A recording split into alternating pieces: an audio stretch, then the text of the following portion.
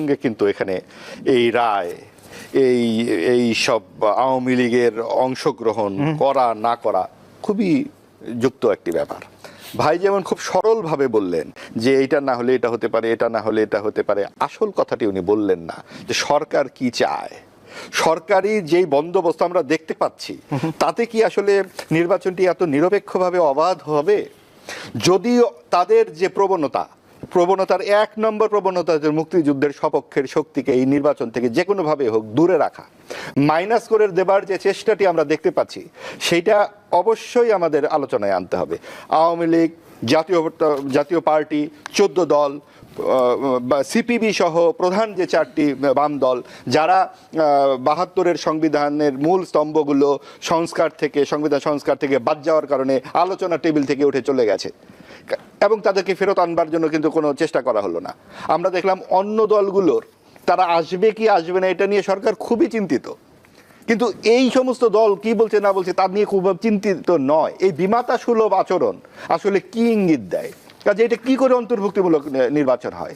এখন আপনি প্রশ্ন করতে পারেন, আপনিই বললেন শেখ হাসিনা এরকম হত্যাকাণ্ডের সঙ্গে জড়িত, আবার আপনিই বলছেন যে শেখ হাসিনার দল কিভাবে নির্বাচন করে। শেখ হাসিনা কিংবা বেগম খালেদা জিয়া এটা তো রাজতন্ত্র নয় ভাই, যে ওই পরিবারের ওই ব্যক্তিটি না থাকলে তার দল নির্বাচনে অংশগ্রহণ করতে পারবে না, রাজনীতিতে অংশগ্রহণ করবে। এই দৃষ্টিভঙ্গিটি কি? এই দৃষ্টিভঙ্গিটি হচ্ছে রাজতান্ত্রিক দৃষ্টিভঙ্গি। আমরা একটি নেতাকেই দল হিসেবে মনে করি, তার পরিবারের সদস্যকেই দল হিসেবে মনে করি, এবং এই সংস্কৃতি থেকে আমাদেরকে বের হয়ে আসতে হবে, যেটা শেখ হাসিনা চাননি। উনি কিন্তু উনার পরিবারের সব লোকজনকে নিয়ে চলে গেছেন। তার কর্মীরা কি তার পরিবারের লোক নন? যদি সত্যিকার অর্থে তিনি গণতান্ত্রিক নেত্রী হতেন, এই কাজটি তিনি করেন কি করে? এবং সেই কারণেই এই প্রশ্নগুলো আমাদের করতেই হবে। যে প্রতিহিংসা, উনি বললেন যে আমি স্বীকার করে নিচ্ছি শেখ হাসিনার কিছু ভুল ছিল, আমি স্বীকার করার তো কিছু নাই। আমি শুধু বলছি 72 সাল থেকে গত 54 বছরে সকল রাজনৈতিক দলের হাত রক্তাক্ত। একজন আরেকজনকে খুন করেছেন এবং এক খুন করার থেকে আবার প্রতিহিংসা থেকে আবার খুনের মামলা হয়েছে, খুনের মামলা থেকে আবার হয়েছে, সবার আগে হয়েছে 71-এর বড় খুন। সেই বড় খুনে যে এই দলটি জড়িত, সেই দলটি এখন খুব সাড়ম্বরে কথাবার্তা বলে। তারা যে একটি গণহত্যা এবং দেশের জন্মের বিরোধিতা করেছিল, সেই প্রস্তুতি করবার মতো আজকে কেউ নাই। আপনি আওয়ামী লীগের হত্যা নিয়ে কথা বলছেন, আপনি জামাতে ইসলামীর হত্যা নিয়ে কেন কথা বলবেন না? এবং আওয়ামী লীগকে আপনি নিষিদ্ধ করছেন, সেটা নিয়ে প্রধান উপদেষ্টা যথেষ্ট সড়ম্বরে বলছেন আওয়ামী লীগ নিষিদ্ধ। কেন জামাতে ইসলামী তাহলে কোন যুক্তিতে তারা সহি হয়ে যায়? এরা যে 30 লক্ষ মানুষের শহীদ হবার ব্যাপারের সঙ্গে তারা জড়িত, আর আওয়ামী লীগ জড়িত 2000 এর সাথে জড়িত। এখন সংখ্যা দিয়ে মৃত্যুর এই তুলনা করা যায় না, কিন্তু জিনিসটা তো চালনি বলে সুই তোর পেছনে ফুটো। জামাত সারাদিন বলতেছে আওয়ামী লীগ পারবে না, তাদের অপরাধের প্রায়শ্চিত্তটা কি হলো? আপনার শত্রু সম্পত্তির কি হলো? পাকিস্তানের সাথে এত মহরম আমরা দেখছি, সারাদিন দেখছি ভারত বিদ্বেষী নানান রকম কথাবার্তা। আমরা ভারত প্রীতির কথা বলছি না, ভারতের কথায় উঠবো বসবো বলছি না। মুক্তিযুদ্ধ নিয়ে নানান প্রশ্ন করা হচ্ছে, বলা হচ্ছে সংবিধানও নাকি ভারত লিখে দিয়েছে।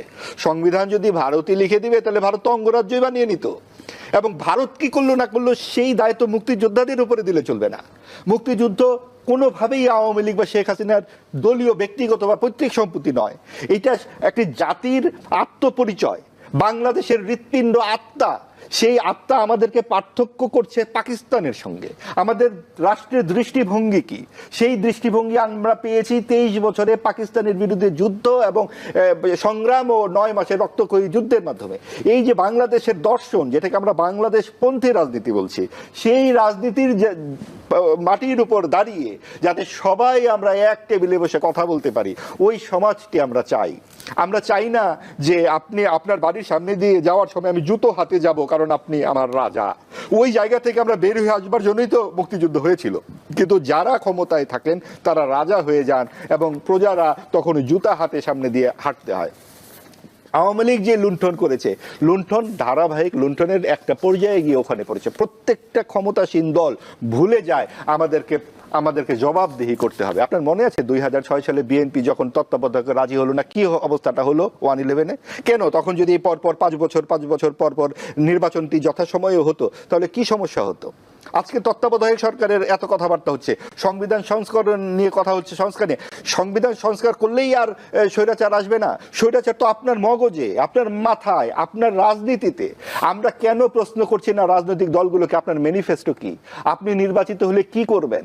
আপনি যে ইসলামিক রাজনীতি করেন, আপনি যে শরিয়া ভিত্তিক আইন চাইলেন সারা জীবন, এখন যদি আপনি নির্বাচিত হন, জামায়াত ইসলামী এবং 8 দল ইসলামিক দল যদি নির্বাচিত হয়, তাহলে কি দেশের শাসনতন্ত্র ইসলামিক হয়ে যাবে, শরিয়া আইন হয়ে যাবে? মেয়েদেরকে তো 5 ঘন্টা কাজের কথা বলা হচ্ছে, নারীদেরকে বলা হচ্ছে যে নারীরা ঘরেই সুন্দরী, নারীরা ঘরের রানী, তাদেরকে বাড়িতে টাকা পাঠিয়ে দেবেন। জামায়াতের আমির মিস্টার উনি আছেন শফিক সাহেব বলেছেন এই কথা। এই টাকা তিনি কোথায় পাবেন? সৌদি আরব থেকে আনবেন? তার মানে ভারত থেকে আমরা মধ্যপ্রাচ্যের দিকে চোখ ফেরাবো? কাজে এই সমস্ত কথাবার্তা আমাদেরকে শঙ্কা যুক্ত করে। এখন বলা হবে না বিএনপি অনেক জনপ্রিয় দল, পারবে না জামাত। তাহলে মানে কি বিএনপিকে এককভাবে আমরা এত বড় করে তুলছি যে তার সাথে কেউ দাঁড়াতে পারবে না? সমাজে যদি এরকম ভারসাম্যহীনতা তৈরি হয়, তার দায় কিন্তু আসবে এখন যারা আজকে রাজনীতি নিয়ন্ত্রণ করছে তার, অর্থাৎ সরকার। সরকারের কাছ থেকে আমরা নারী সংস্কারের এই যে কর্মসূচি আমরা পেয়েছিলাম, তার ডক্টর শিরিন হক বলেছেন সরকার এটা নিয়ে কোনো কথাই বলেনি।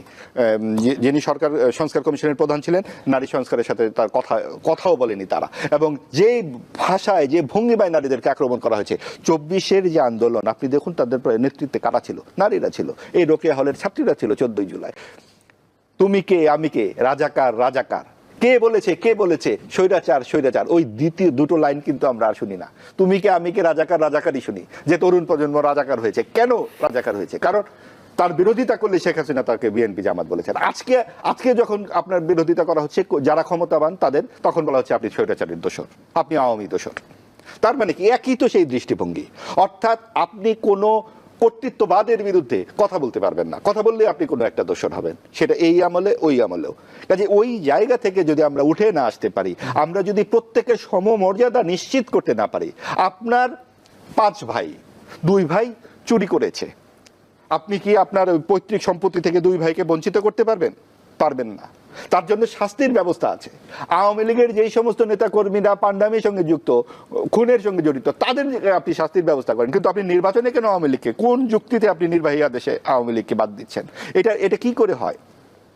এবং সেইটা নিয়ে কোনো কথাও বলছেন না আপনি। আপনি সিদ্ধান্তই নিয়ে ফেলছেন। সিদ্ধান্ত নিলেন কারা? 30টি রাজনৈতিক দল। সেই 30টি রাজনৈতিক দলকে বাংলাদেশের 100 ভাগ মানুষ, 92 ভাগ 80 ভাগ, ওখানে 7-8টি দলের বেশি কোনো দলের নামই তো আমরা জানি না, তার দ্বিতীয় বা তৃতীয় পর্যায়ের নেতার নামও আমরা জানি না। তারা কি বাংলাদেশের ভবিষ্যৎ ঠিক করে ফেলবেন? তারা বাংলাদেশের রাষ্ট্রীয় স্তম্ভগুলো বাদ দিয়ে দেবেন? তারা মুক্তিযুদ্ধ থেকে যেই অর্জিত আমাদের চেতনা, যে আমাদের যে দৃষ্টিভঙ্গি, তারা বদলে ফেলবেন এই কয়েকজন মানুষ বসে? 24-এ যে আন্দোলন হয়েছিল, কোনোবার কি একটি বার কোথাও উচ্চারিত হয়েছিল আমরা মুক্তিযুদ্ধের এই সমস্ত আদর্শ বাদ দিয়ে দেব, মুক্তিযুদ্ধের ভাস্কর্য ভেঙে ফেলবো, মাজার ভেঙে ফেলবো, এগুলো বলা হয়েছিল? কেন এই সমস্ত মুক্তিযুদ্ধের ভাস্কর্য ভাঙা হলো? ধানমন্ডির 32 নম্বর নিয়ে ভাই বললেন যে কেউ কথা বলছে না। কথা বলার রাস্তা কি রেখেছে সরকার? যখন ভাঙচুর হলো, বুলডোজার কি পকেটে করে নিয়ে আসা যায়? আস্ত বুলডোজার এনে 2 দিন ধরে বাড়িটি ভাঙা হলো। এই বাড়িটি কোনো ব্যক্তিগত সম্পত্তি, এটা ইতিহাসের অংশ। একটা দেশের ইতিহাস 2 বছরের হয় না, 5 বছরের হয় না। একটা পরিবারের ইতিহাসই তো হয় 150-200 বছরের, বাপ দাদা পরদাদা। আর একটি দেশের ইতিহাস, এর যে শতাব্দী পরম্পরায় আমাদের যে সংগ্রামের ইতিহাস, মুক্তিযুদ্ধের যে আতুর ঘর, আমাদের যে কৃষ্টি সভ্যতা, সেই সমস্ত কিছু আমাদের ভেঙে ফেলতে হবে। আমাদের এখানে সঙ্গীতের শিক্ষক বাদ দিতে হবে। কেন? আমরা কি উল্টো দিকে হাঁটবো? আমাদের শিশুরা গান গাইবে না? যারা এই সমস্ত নিয়ম কানুন করছে, তাদের সন্তানেরা কিন্তু বিদেশে